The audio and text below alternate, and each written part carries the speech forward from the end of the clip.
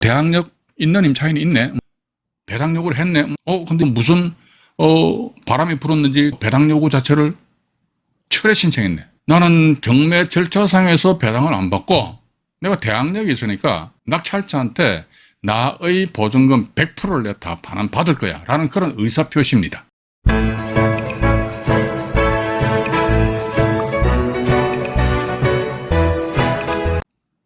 (2022년 8월 17일입니다) 수요일이고요.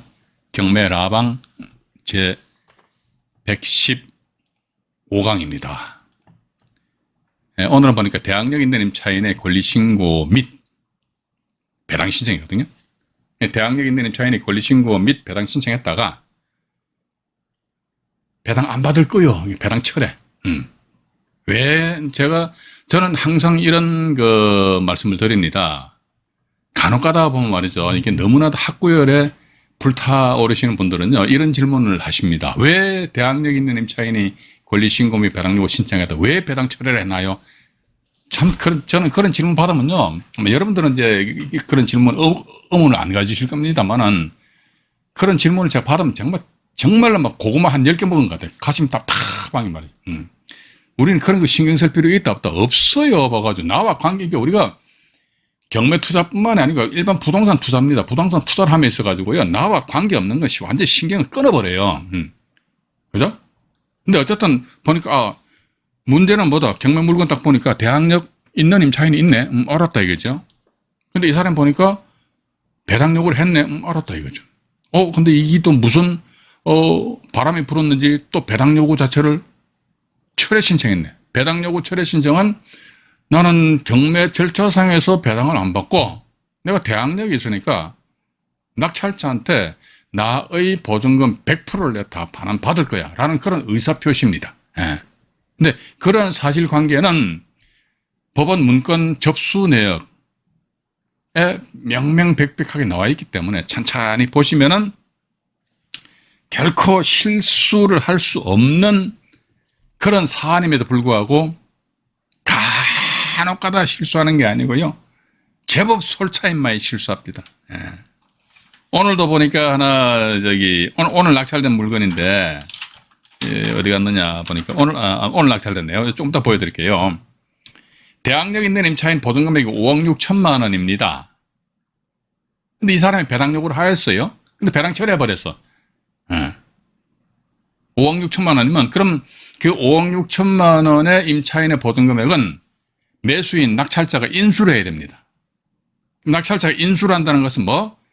본인이 입찰한 금액과 5억 6천만 원 플러스하게 되면요, 1차 감정 가격보다도 훨씬 더 높은 금액으로 그 부동산을 취득하는 그런 결과가 나타난단 말이죠.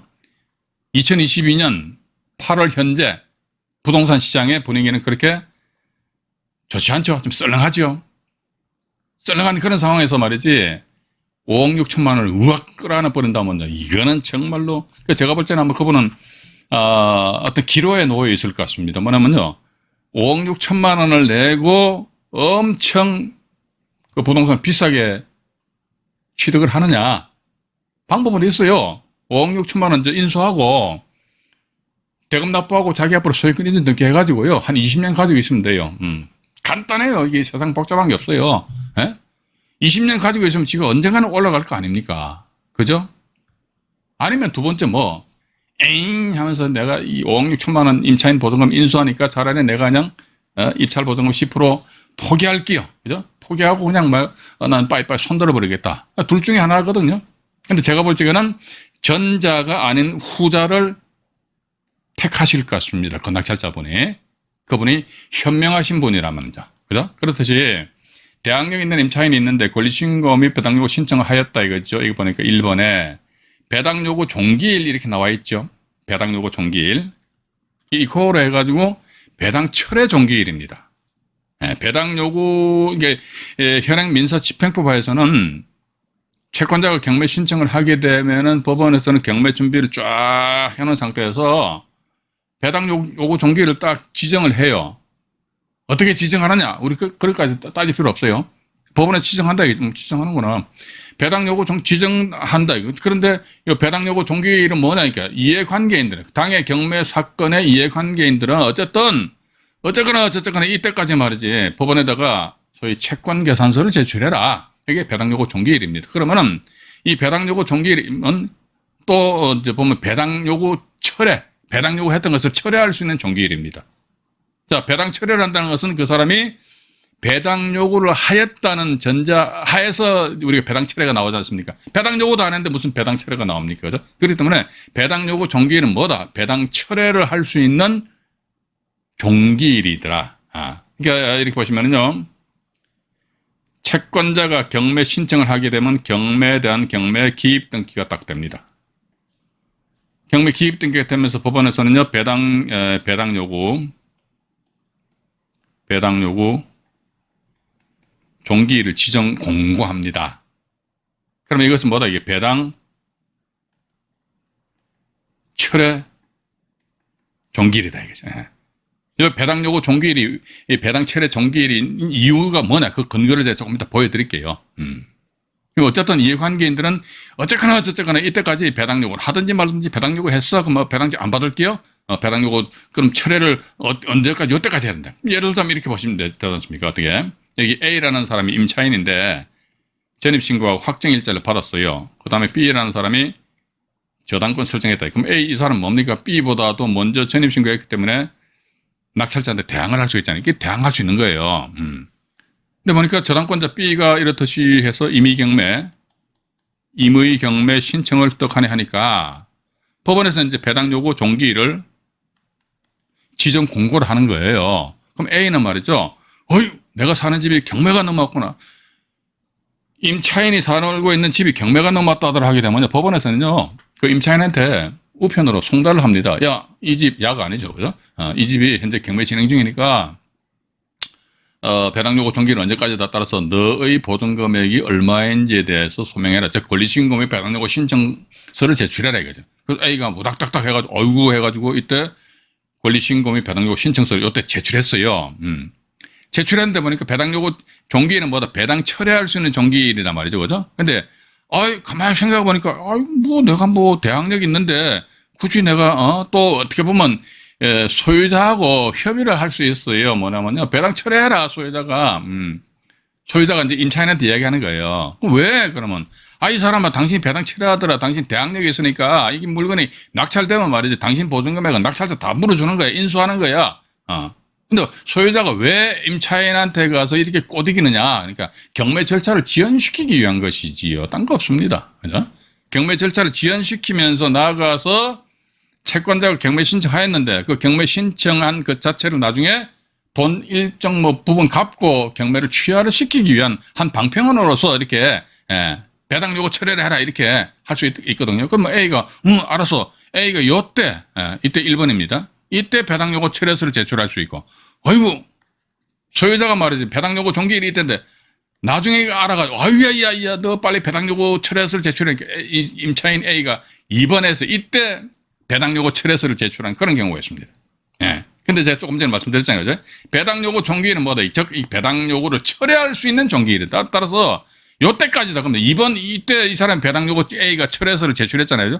한 법원에서 다 받아줘요. 다 접수를 해줍니다. 받아는 주는데 효력이 있다 없다? 전혀 없어요. 그럼 이 사람 모두 당연히 배당 받아가는 거예요. 그죠? 배당 받아간다는 거 일단 그렇게 우리는 좀 이해를 하시면 되실 것 같습니다. 하시고요.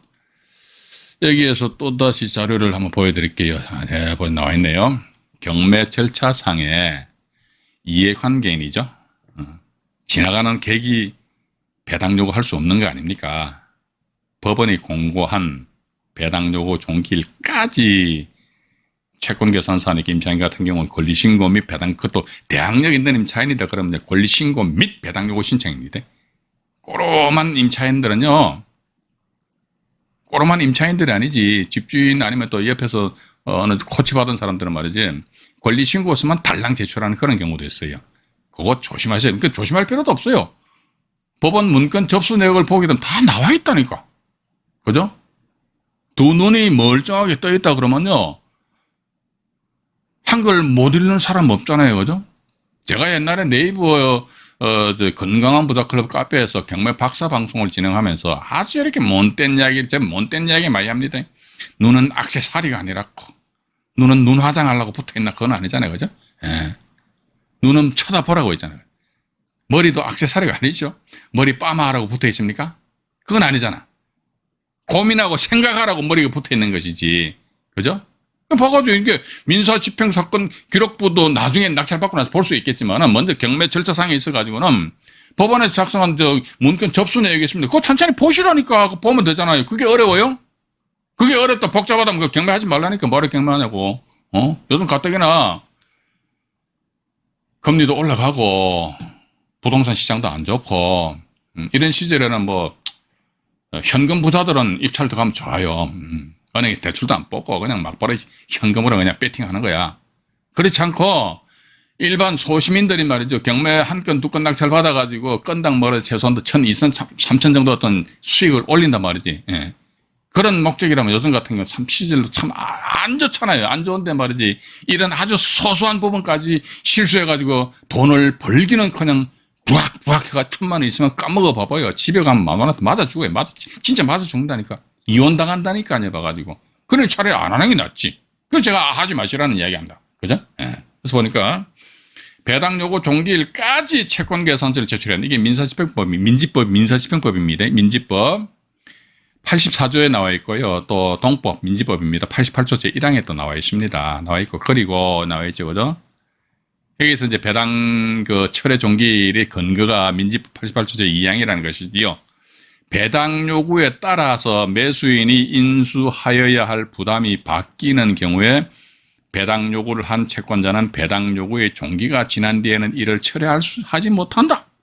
이 법조문이 있는 그대로 제가 이게 나름대로 그 표시를 해놨단 말이죠. 이게 무슨 말이냐 이게.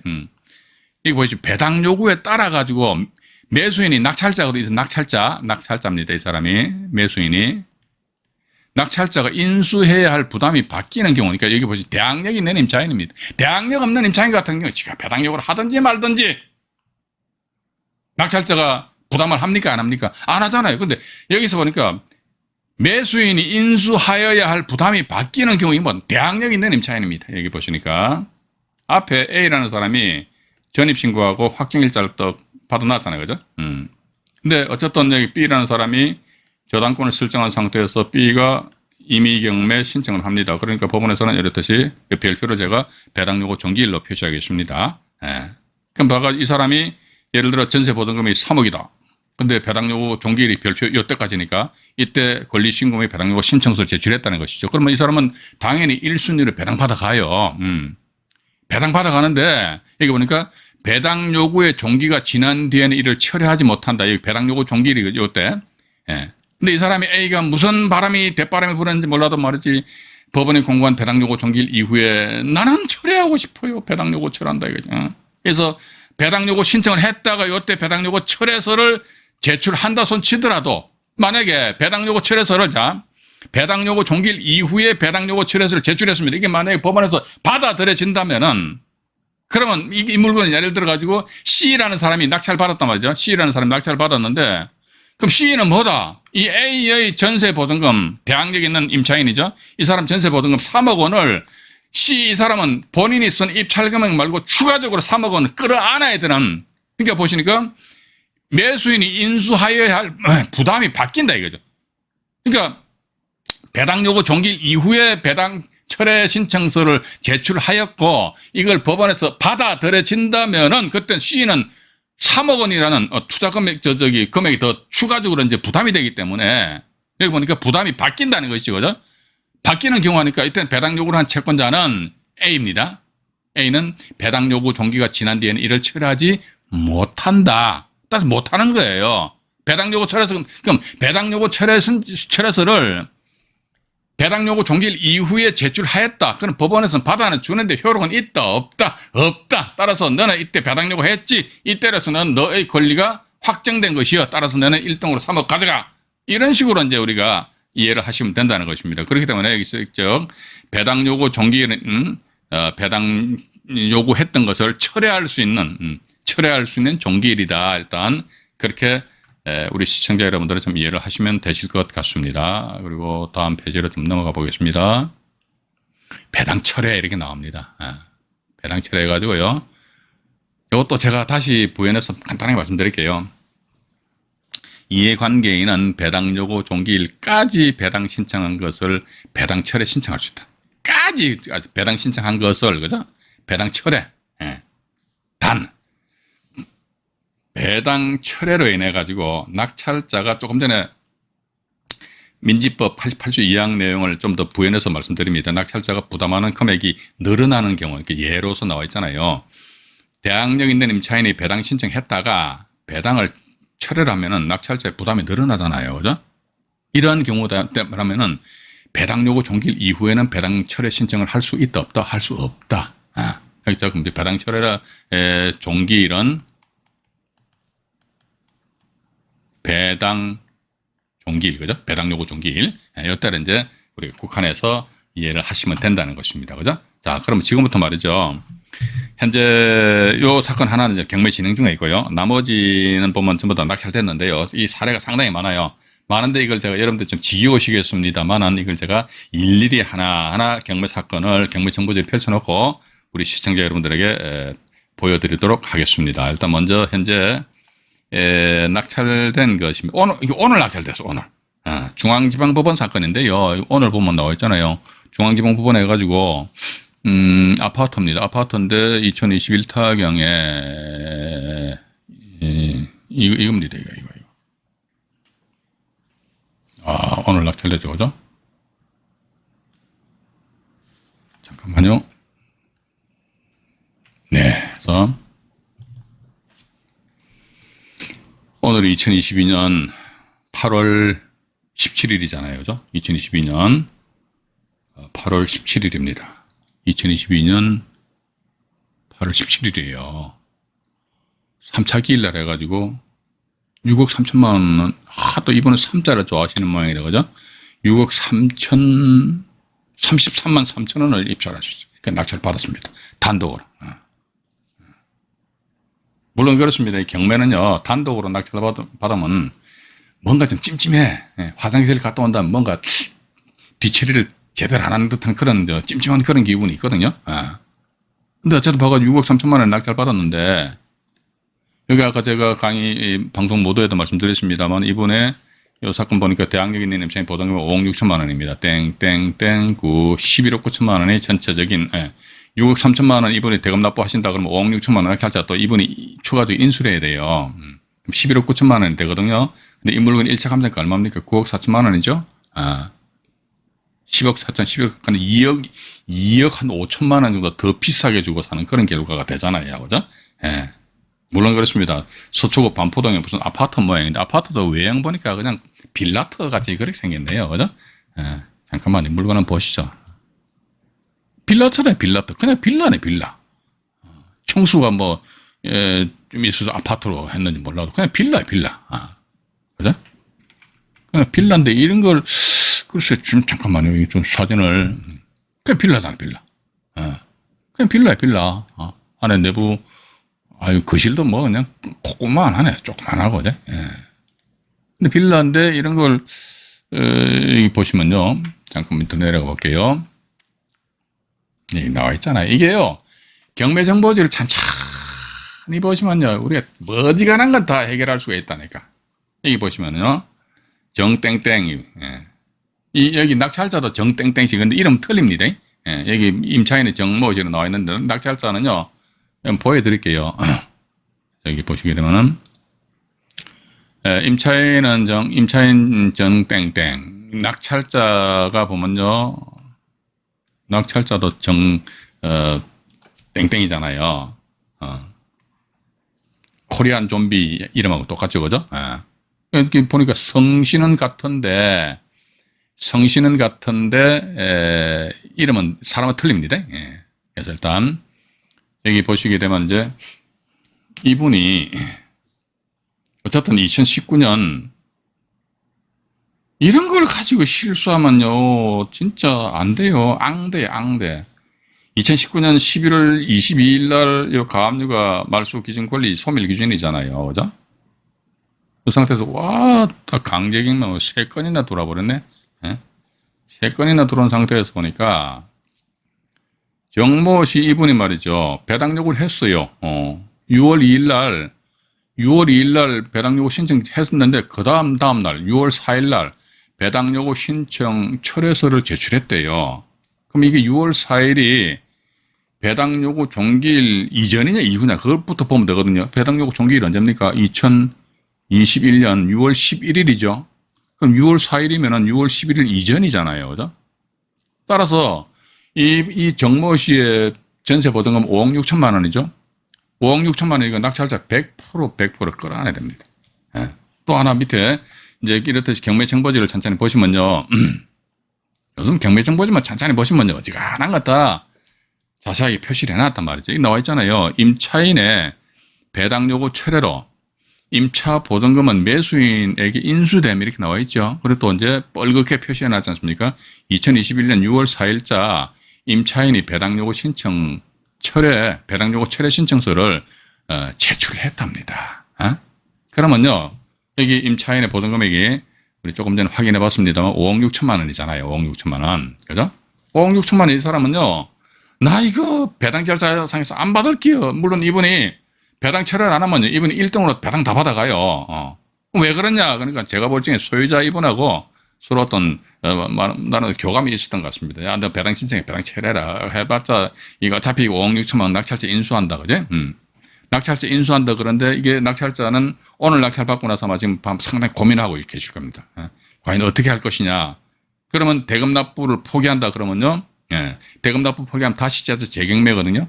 재매각이 진행된다면 결국 이 경매 절차가 좀 지연이 된다는 것이죠. 그러면 소유자의 입장에서는 어쨌든 인위적으로 경매 절차를 지연을 시키면서 이 본건의 경매 신청 채권자들, 근데 이 건 같은 경우는 경매 취하는 그렇게 쉽지는 않은 것 같습니다. 왜냐하면 경매가 3건이나 들어와 있잖아요. 3건이, 그죠?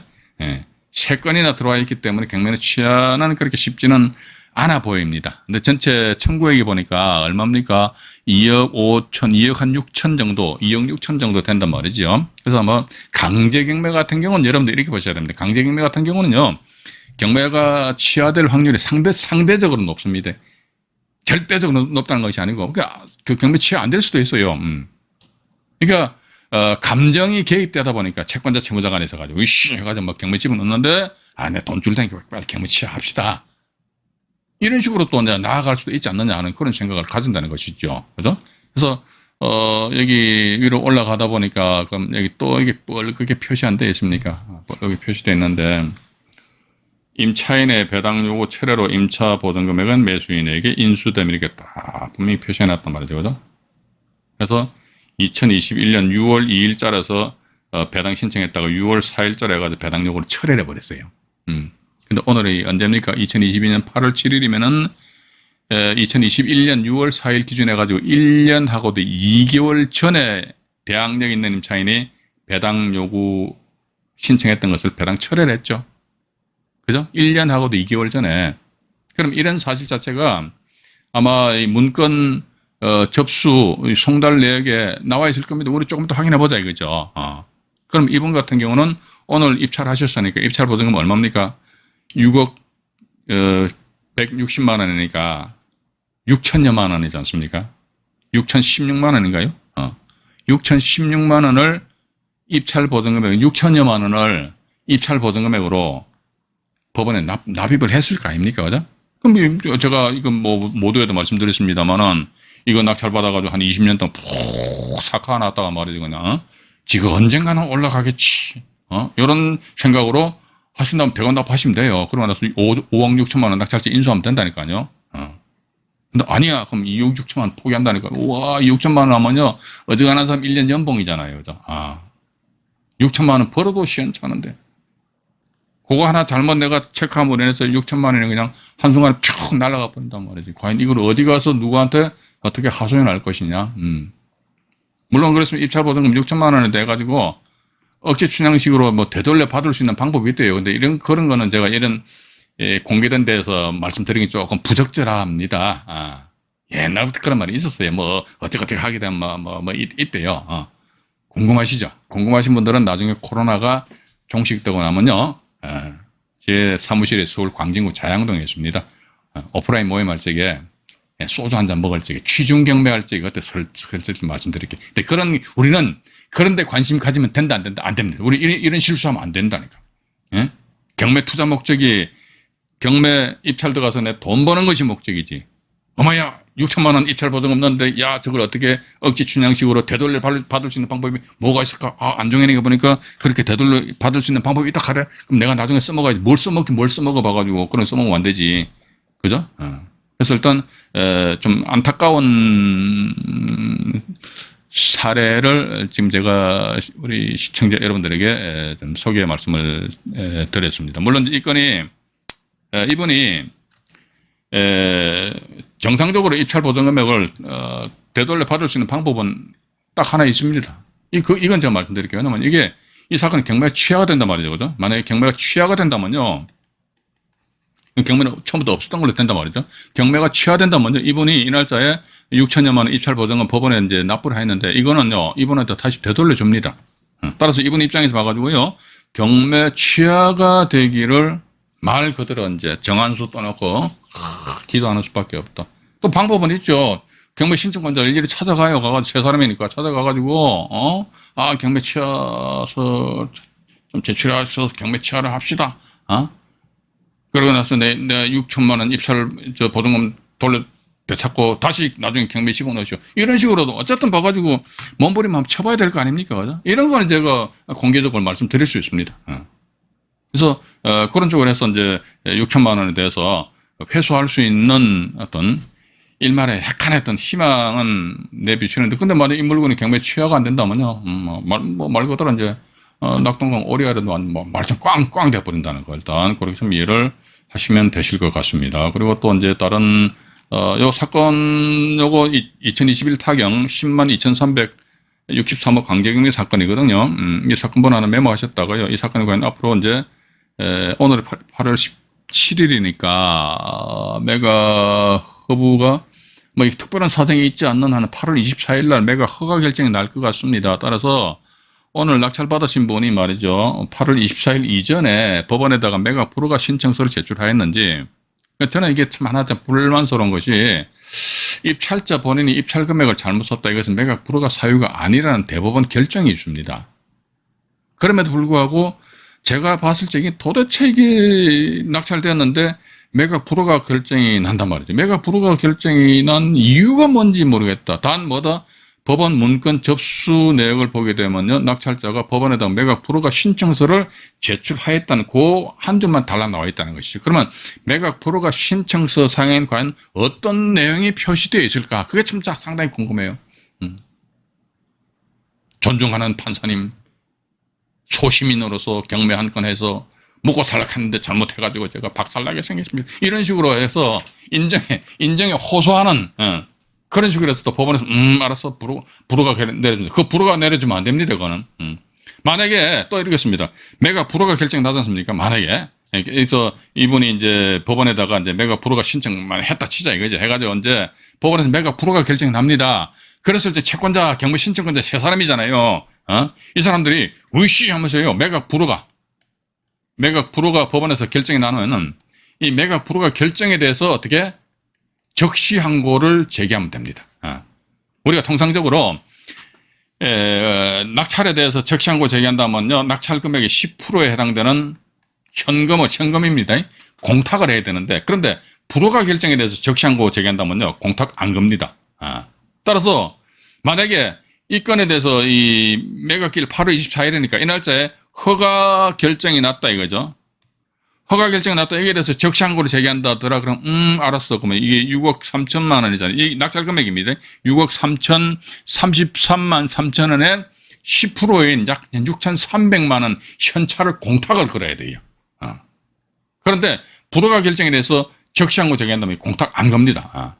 그럼 불허가 결정에 대해서 적시항고 한다면 적시항고 내용이 뭐냐 이거. 아니 이 사람 본인이 잘못 입찰 금액을 썼는데 왜 법원에서 이걸 이 불허가 결정 내렸냐. 이걸 허가 결정으로 돌리라 이거 허가 결정으로. 그럼 허가 결정을 돌린다 그러면 이 사람 당연히 대금 납부 못할 거란 말이죠. 그죠? 대금 납부 못하면 이분 같은 말 그대로 6천만 원짜리 떡 사드시는 그런 결과가 된다는 것이죠. 일단 그 채권자 입장에서도 보면은 딱 째려봐야 돼요.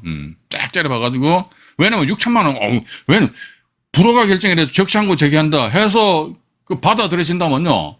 그 A4 용지 한 장에 얼마? A4 용지 한 장이 얼마짜리입니까? 6천만 원짜리입니다. 그런 거 충분히 해볼 어떤 실익이 있지 않느냐 하는 그런 말씀을 드려보고 싶다는 것입니다. 일단 어쨌든 우리는요. 이러한 물건에 대항력이 있는 임차인이 배당 요구 신청했다 배당 철회를 배당 요구 종기일 이전한 이런 물건에 대해서 입찰 참여함에 있어 가지고는 이러한 그 무슨 뭐 불허가 신청하고 뭐 좀 이런 짓거리를 하지 마시라는 차원에서 제가 우리 시청자 여러분들에게 소개 말씀을 드리는 것입니다. 이게 보면 요건 낙찰됐어요. 낙찰됐는데 보니까요. 2019 타경이고요. 순천 지원 사건입니다. 6727 사건입니다. 6727 사건인데, 여기 보시면은, 길 현황단을 보십시오. 화려하죠? 아주 화려합니다. 보면요.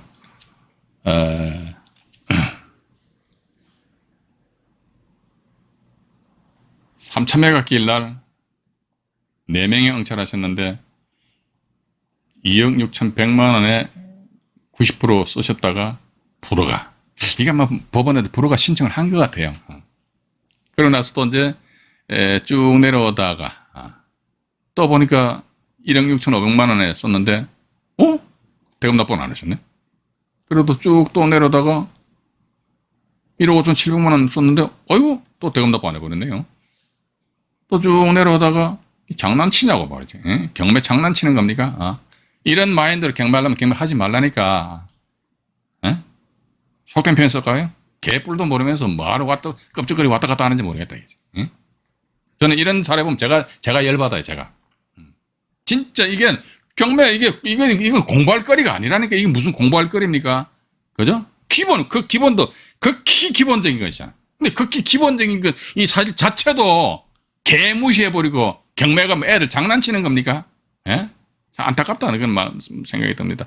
또 보니까 누가 1억 100만 원에 1억 100에다가 5만 원을 또 붙이셨는데 또 낙찰 받았는데 으악 또 대금 납부를 안 해버리셨네.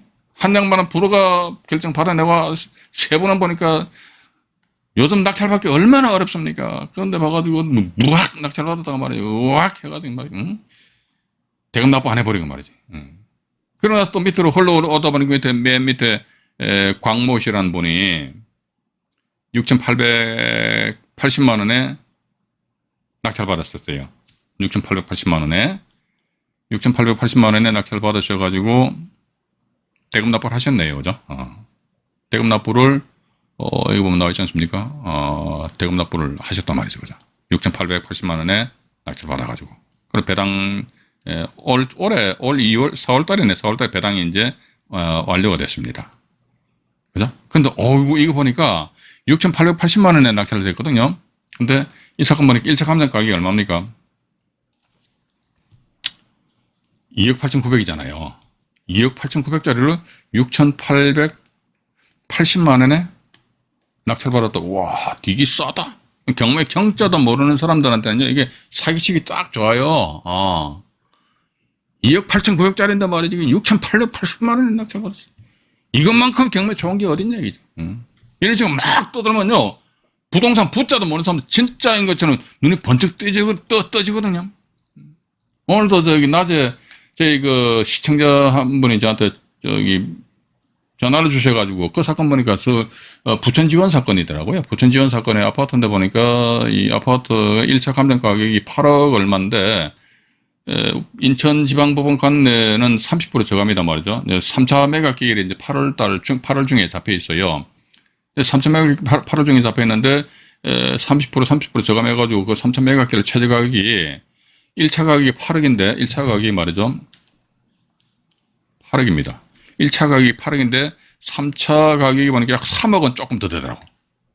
50% 미만이에요. 그래서 이거를 여기에 대해서 이제 이 사건에 대해서 그분하고 이런저런 말씀 많이 나눴는데, 이것도 현재 경매 진행 중에 있습니다. 근데 여러분들 이제 다들 잘 아시겠습니다만은, 여러분들이 만약에 입찰을 하시고자 하는 경매 사건이 있으면요, 경매 사건 번호 아니십니까? 경매 사건 번호를요, 네이버나 요즘 좋잖아요. 우리 부동산 투자하기 참 환경 좋다니까요. 네이버나 다음에 검색창 있잖아요. 검색창에다가 내가 입찰 참여하고 하는 하고자 하는 경매 사건 번호 있어요. 경매 사건 번호를 한번 입력해 보시라니까. 경매 사건 번호를 딱 입력하게 되면요. 이런 뭐 경매 컨설팅 회사라든지 이런 또는 부동산 중개하시는 분들이 나름대로 블로그를 운영하시거든요.